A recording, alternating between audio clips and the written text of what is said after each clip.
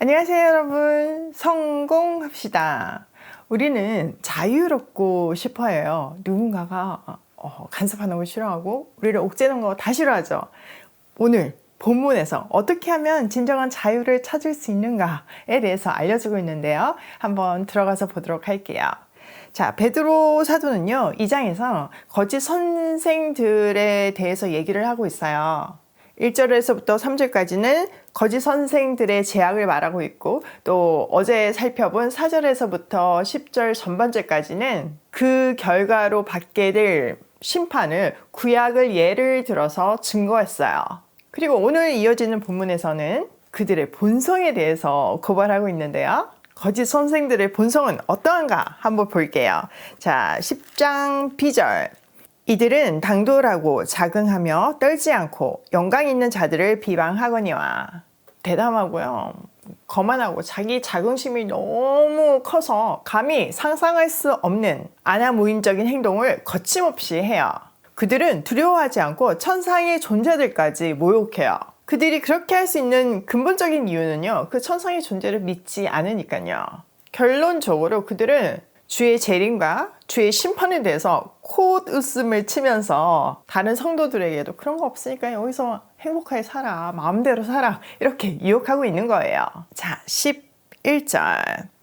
더 큰 힘과 능력을 가진 천사들도 주 앞에서 그들을 거슬러 비방하는 고발을 하지 아니하느니라. 그러나 이 사람들은 본래 잡혀 죽기 위하여 난 이성 없는 짐승 같아서 그 알지 못하는 것을 비방하고 그들을 멸망 가운데서 멸망을 당하며. 자, 이 내용은요, 유다서의 1장 9절에서부터 10절 내용과 동일해요. 유다서를 보면요, 모세의 시신을 두고 천사장 미가엘과 사단이 막 싸우는 장면이 나와요. 그 장면을 암시하고 있는 거죠. 사단보다 훨씬 더 큰 힘과 능력을 가진 미가엘조차도 하지 않았던 일들을 지금 거짓 선생들이 하고 있다고 고발하고 있는 거예요.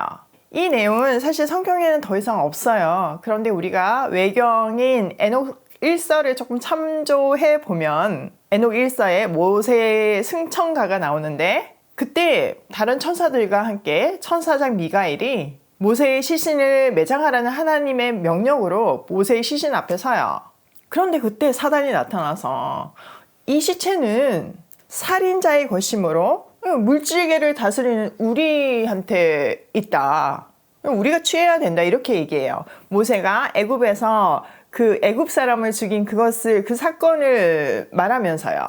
이때 미가엘은요, 사탄의 오만에 대해서 직접적으로 언급하지 않고 주께서 너를 꾸짖기를 원하노라 라고 하며 그에 대한 심판을 하나님께 맡기는 장면이 있거든요. 유다는요, 거짓 선생들의 아나무인격인 그런 교만과 주제에 넘는 행동들을 천사장 미가엘의 겸손과 자제와 대비시켜 놓고 설명하고 있어요. 베드로도 그 내용을 인용하면서 거짓 선생들이 하나님의 심판마저도 임의적으로 해석하고 자기들이 그 심판마저도 초월한 존재로 가르침으로 하나님의 권위와 영광을 도전하고 있다고 경고하고 있죠. 또 하나의 메시지는요, 미가엘 천사장처럼 우리가 거짓 선생들에 대해서 적극적으로 이렇게 대응하는 것이 아니라 하나님께 맡기고 인내하라고 권하고 있어요. 베드로 사도는요, 그 거짓 선생들을 사냥감이 되어서 죽을 운명으로 태어난 이상 없는 짐승들이라고 아주 심한 표현을 하고 있는데요. 그가 이렇게 분노하면서 이렇게 심한 표현을 한 이유를 그 뒤에 보면요, 이해가 돼요. 자, 도대체 이들은 어떤 사람들인가 한번 볼게요. 13절. 불의의 값으로 불의를 당하며 낮에 즐기고 노는 것을 기쁘게 여기는 자들이니 점과 흠이라. 너희와 함께 연애할 때 그들의 속임수로 즐기고 놀며 음심이 가득한 눈을 가지고 범죄하기를 그치지 아니하고 굳세지 못한 영혼들을 유혹하여 탐욕에 연단된 마음을 가진 자들이니 저주의 자식이라. 베드로가 정말 너무 가슴 아파하면서 이들을 사냥감으로 태어난 지각 없는 짐승으로 표현할 만해요. 왜냐면은 그들의 삶으로 우리는 그런 존재다라는 것을 증명하고 있으니까요. 자, 어떻게 하나요? 한참 일을 해야 하는 대낮에 흥청대며 먹고 마시고 방탕하게 살았어요. 또 속임수를 통해서 자기의 쾌락을 추구하고 호시탐탐 성적인 제약을 저지르려고 기회를 엿보았어요. 그런데 학자들은요, 이게 단순한 연애가 아니고요, 그리스도인들의 애찬식, 성찬식에서 이렇게 유혹했다고 말하고 있어요. 자, 성찬식이 뭔가요? 예수님께서 우리를 위해서 죽으심과 부활하심을 기억하고 거룩을 회복하는 정말 귀한 자리예요. 그런데 그 성찬식을 아주 자극적이고 유혹적인 행사를 하게 함으로 해서 음란하고 타락한 연애로 만들어 버리니까 얼마나 기가 막혀요.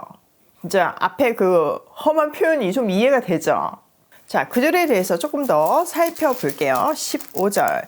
그들이 바른 길을 떠나 미혹되어 부올의 아들 발람의 길을 따르는도다. 그는 불의의 삭슬 사랑하다가 자기의 불법으로 말미암아 책망을 받되 말하지 못하는 나귀가 사람의 소리로 말하여 이 선지자의 미친 행동을 저지하였느니라.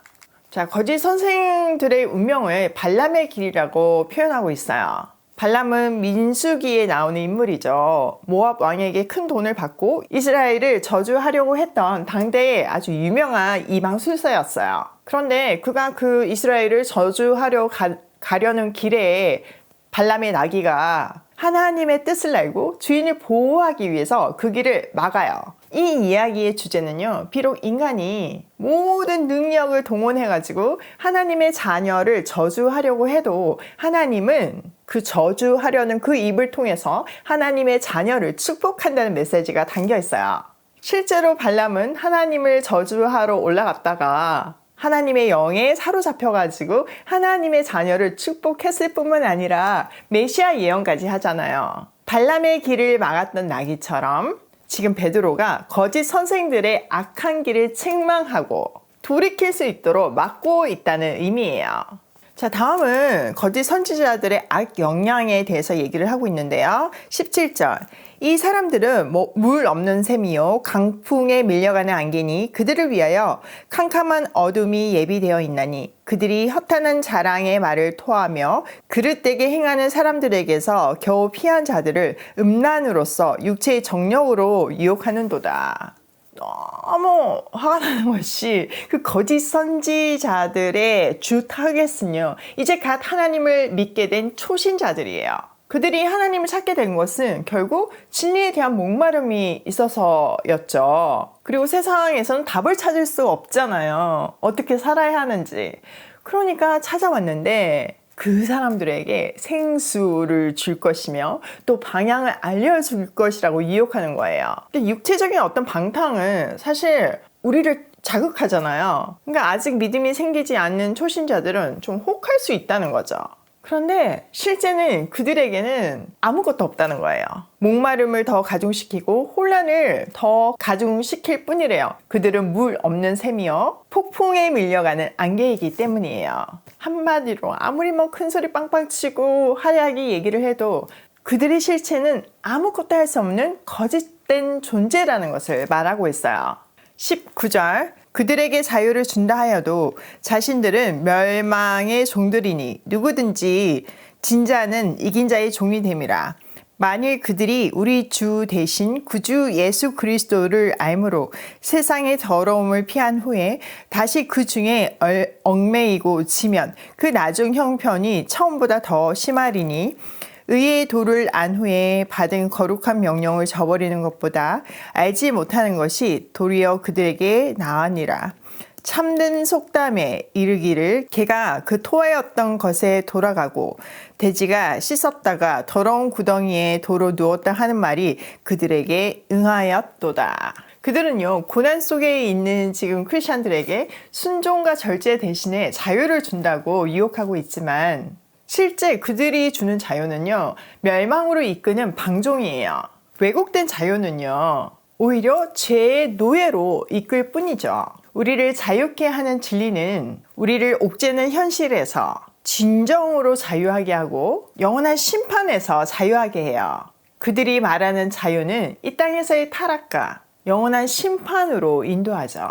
그러나 베드로 사도는요, 거짓 선생들의 유혹을 경계하고 그리스도 앞에서 자기를 지켜서 구원의 완성에 이르라고 아주 단호하게 말하고 있어요. 이미 하나님을 만났다가 거짓 선생들의 유혹에 빠지는 것은 개가 자신이 토한 것을 다시 먹고 몸을 씻은 돼지가 다시 진창에서 구르는 거하고 동일하대요. 잘 이해되셨나요? 자, 오늘 내용을 우리 삶에 한번 적용을 해보면 첫 번째, 이단을 경계하자. 때로는 우리 길을 솔깃하게 하고 눈이 띠용해지게 하는 그런 유혹들이 있어요. 그런데요, 복음이 아닌 그 나머지 어떤 사상이나 어떤 종교나 그 모든 것은요, 마름 샘이고 폭풍에 밀려가는 안개와 같은 존재들이에요. 아무런 영향력이 없고 오히려 우리에게 혼란과 심판을 가중시키죠. 두 번째, 초신자일수록 더욱 유혹을 경계하자. 자, 오늘 배웠죠. 거짓 선생들의 첫 번째 타겟은요, 이제 갓 믿은 초신자들이에요. 왜냐면은 그들은 진리를 아직 정확하게 모르니까 흔들릴 수 있잖아요. 그래서 잘 분별해야 되고, 또 먼저 믿은 우리는 그런 보호를 잘 해줘야 돼요. 세 번째, 우리를 진정으로 자유케 하는 것은 진리이다. 진리 외에 우리를 자유케 하는 것은 단 하나도 없어요. 진리는요, 우리를 현실에서 자유하게 해요. 지금 현재 우리가 가진 것이 아무것도 없고 소망이 없다고 하더라도 진리 가운데서 나의 정체성과 사명을 분명하게 볼 때 우리는 현실에서 자유하게 돼요.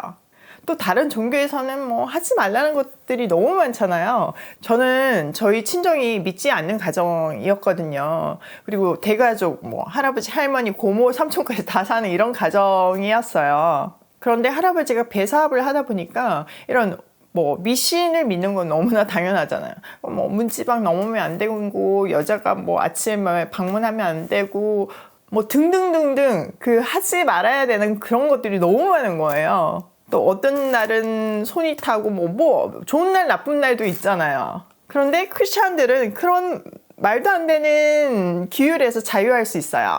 모든 날이 주의 날이기 때문에 모든 날이 축복의 날이에요. 손 타는 날 이런 거 없는 거예요.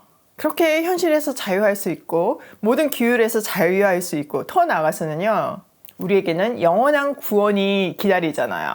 그래서 진정으로 자유할 수 있는 거는 복음 안에 거하는 거예요. 진리를 붙드는 것 외에는 자유를 성취할 수 있는 방법이 단 하나도 없음을 꼭 기억하세요. 오늘도 우리를 자유케 하는 진리를 붙들며 고싱해요.